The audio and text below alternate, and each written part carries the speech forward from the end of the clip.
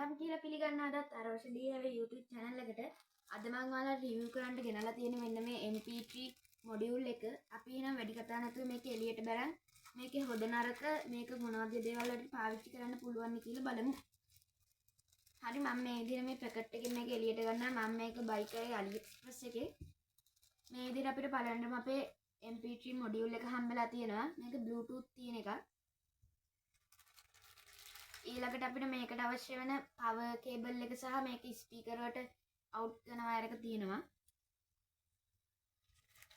ඊට පස්සේ අපිට අන්තිමේටම මෙන්න මේ වගේ මේකේ රිමෝට් එක හම්බෙලා තියෙනවා. ඉතින් අපි දැන් මේවා පැත්තකින් තියලා අපේ මේ MP3 මොඩියුල් එක ගැන කතා කරමු. ඔයාලට පේන්නේ නැති මෙතන මේ පොඩි බෝල දෙකක් තියෙන. මේ දෙක අයින් කරලා අපිට ඇණයක් සෙට් කරගන්න පුළුවන්. ඊට පස්සේ අපි මොකකට හරි රදව ගන්න පුළුවන්. ඊට පස්සේ මෙතන තියෙනවා පලන්ටම volume down කරන බටන් එක. ඊට පස්සේ මෙතන scan කියලා සින්දුවක් ප්ලේ වෙද්දි නවත්තන්න පුළුවන් බටන් එක. ඒ වගේම මෙතන ශබ්ද වැඩි කරන එක සහ මෙතන මොඩ් වෙනස් කරන එක තියෙනවා. ඒකට ඔයාලා පේනවා ඇති මෙතන ඩිස්ප්ලේ එකක් තියෙනවා. මෙතන music speakers කියලා ගහලා තියෙනවා.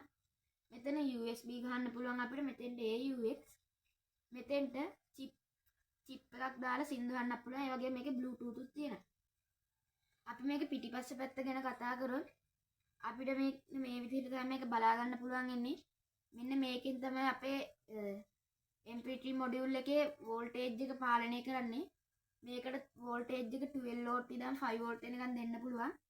අපි මේකේ වැඩි කරන්ට් එකක් දුන්නොත් මෙන්න මේකෙන් අඩු කරලා දෙනවා. ඒත් වල වැඩි කරන්ට් එකක් දෙන්න එපා. 12 වෝල්ට් විතරක් වෙනකන් විතරක් දෙන්න.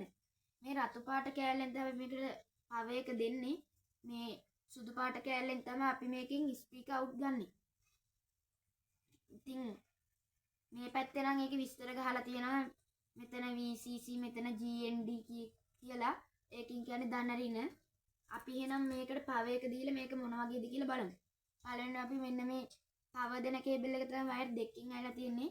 පවර් දෙන්නේ මේ රතු පාට කෑල්ලට මෙන්න මේක සම්බන්ධ කරගන්න. ඊට පස්සේ අපි මෙන්න මේ විදිහට සවුන්ඩ් එළියට අවුට්පුට් දෙන වයර් එකත් මේකට සම්බන්ධ කරගමු. මේක මේ වයර් එක තමයි FM ඇන්ටනා සිග්නල් ගන්න වයර් එක. මේක තමයි ස්පීකර් දෙකකට අවුට් දෙන්න පුළුවන් වයර් එක. හරි මම දැන් මේක පවර් එකට ගහන්නම්.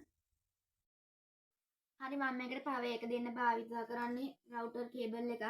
අපි මෙන්න මේකේ ධන එක මේකට සම්බන්ධ කරලා ඍණ එකත් හරි විදිහට සම්බන්ධ කරගන්න.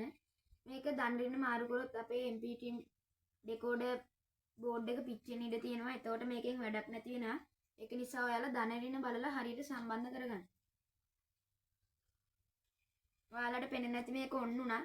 දැන් මේක Bluetooth තමයි ප්ලේ ඔන් වෙලා තියෙන්නේ. අපි මේක FM එකට දාලා බලමු. මේ තියෙන්නේ FM. මේ RAX. මේ Bluetooth. ඔයාලට පේන්නේ නැති මේකේ ලස්සන ඩිස්ප්ලේ එකක් තියෙනවා. අපි එහෙනම් මේක ස්පීකර් එකට සම්බන්ධ කරලා බලමු. හරි මම මේ විදිහට මේ ස්පීකර් එකට පවර් එක දුන්නා. ඔයාලට පේන්නේ නැති මේ වයර් එකේ වයර් තුනක් තියෙනවා. මේකේ මැද තියෙන එක තමයි ධන වයර් එක. දෙපැත්තේ තියෙන දෙක ඍණ. ඔයාලා මේකට ස්පීකර් දෙකක් සම්බන්ධ කරද්දි මේ මැද වයර් එකෙන් තව වයර් එකක් අවුට් ගන්න ඕනි. අපි දැන් මේකට පවර් එක දෙමු. හරි මේ විදිහට ඔන් වුණා මේක. ඔයාලට ඇහෙනවද දන්නේ නැහැ මේකේ පුංචි ශබ්දයක් තමයි ඇහෙන්නේ. මේකේ ශබ්දය ඇහෙන්නේ නැති වෙන්න හේතුව තමයි මේ බෝඩ් එකට ඇම්ප් එකක් එක්ක නෙමෙයි එන්නේ ඇම්ප් එකක් නැතුව. ඒක නිසා මේක ශබ්ද ඇහෙන්නේ නැහැ. මේකට මේ බෝඩ් එකක් ඔයාලා ගන්නවා නම් මේකේ තියෙන එක අවශ්‍යයක් තමයි මේකට ඇම්ප් එකකුත් ගන්න වෙන එක. හැබැයි මේකේ ගෙවන ගානට ඇම්ප් එකකුත් අරගෙන මේකෙන් වැඩ කරනවා කියන්නේ සුපිරියක් තමයි මේ බෝඩ් එක. ගෙවන ගානට පට්ටට වටිනවා. මේක අපි වෙන මොඩුත් දාලා බලමු. මේක චුට්ටුම සද්දයක් ඇහෙන්න හේතුව ඇම්ප් එක නැති එක තමයි. හරි මං අද ගෙනාවේ මෙන්න මේ MP3 මොඩියුල් එකේ රිවිව් එකක්. මං හිතනවා ඔයාලට මේක ප්‍රයෝජනවත් වෙන්න ඇති කියලා. තවත් මේ වගේම සුපිරි වීඩියෝ එකකින් හම්බෙමු. මේ ලයික් කරන්න, කමෙන්ට් කරන්න, ෂෙයා කරන්න. මෙයාලා ආසන අරෝෂ DIY